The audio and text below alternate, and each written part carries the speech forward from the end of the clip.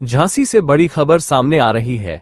सीपरी बाजार के सब्जी व्यापारियों की समस्याओं और उनके उत्पीड़न के विरोध में बुंदेलखंड क्रांति दल के राष्ट्रीय अध्यक्ष कुंवर सत्येंद्र पाल सिंह के नेतृत्व में व्यापारियों ने जिलाधिकारी कार्यालय पहुंचकर ज्ञापन सौंपा।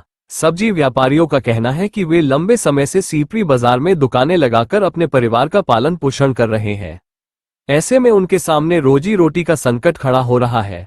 व्यापारियों ने प्रशासन से उनकी समस्याओं का समाधान कराने और उन्हें न्याय दिलाने की मांग की। ज्ञापन देने पहुंचे बुंदेलखंड क्रांति दल के राष्ट्रीय अध्यक्ष कुंवर सत्येंद्र पाल सिंह ने कहा कि गरीब और वर्षों से दुकान लगाकर अपनी रोजी रोटी कमाने वाले सब्जी व्यापारियों के साथ अन्याय नहीं होने दिया जाएगा। उन्होंने कहा कि जिन लोगों ने वर्षों से मेहनत करके अपना परिवार चलाया है, उनके सामने रोजगार का संकट खड़ा करना उचित नहीं है।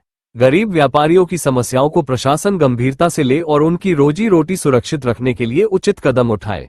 कुंवर सत्येंद्र पाल सिंह ने स्पष्ट कहा कि गरीबों को न्याय दिलाकर रहेंगे और उनके हक की लड़ाई आगे भी जारी रहेगी।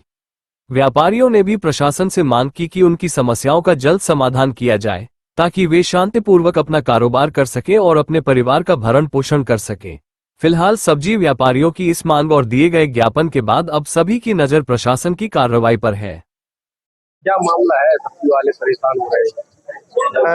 सब्जी वाले 70-80 साल पहले से वहां बैठते चले आ रहे हैं और भारत सरकार का कानून पथ जीविका संरक्षण अधिनियम 2014 में ये दिया हुआ है कि जो बाजार 50 साल पुराने हैं वो हटाए नहीं जाएंगे। उत्तर प्रदेश सरकार ने भी इस संबंध में अपना कानून बनाया 10 मई 2017 को। उसमें भी ये दिया हुआ है कि जो बाजार 50 साल पुराने हैं हटाए नहीं जाएंगे। नगर निगम ताकत के बल पे इन्हें हटाना चाहता है।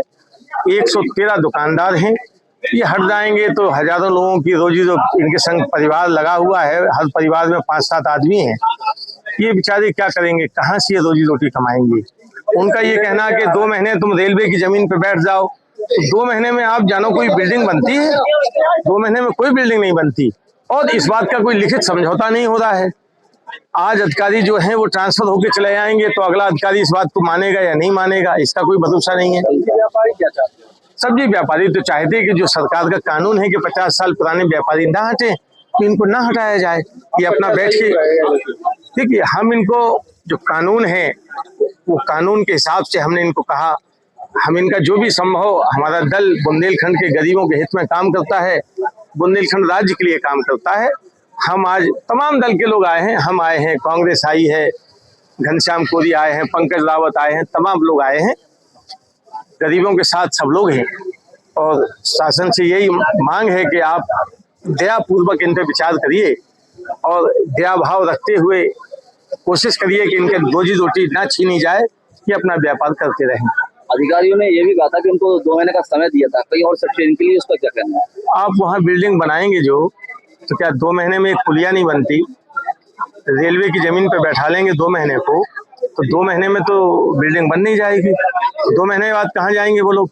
उनको कहीं और जगह देने की कहा था। दी ना जगह उनने रेलवे मैदान में, कह रहे 2 महीने के लिए केवल, तो 2 महीने बिल्डिंग बनेगी नहीं ना। तो या तो ये एग्रीमेंट हो कि नहीं, जब तक बिल्डिंग नहीं बनेगी आपको वहाँ लगातार आप बैठेंगे। 2 महीना कहाँ से आ गया, लगातार वो बैठे। और ये बात लिखित में करने में क्या दिक्कत है?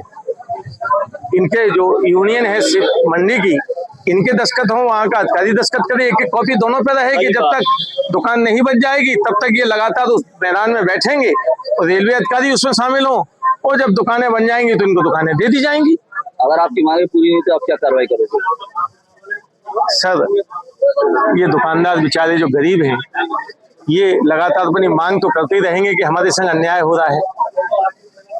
अपनी मांग कह सकते हैं, अपनी मांग करेंगे।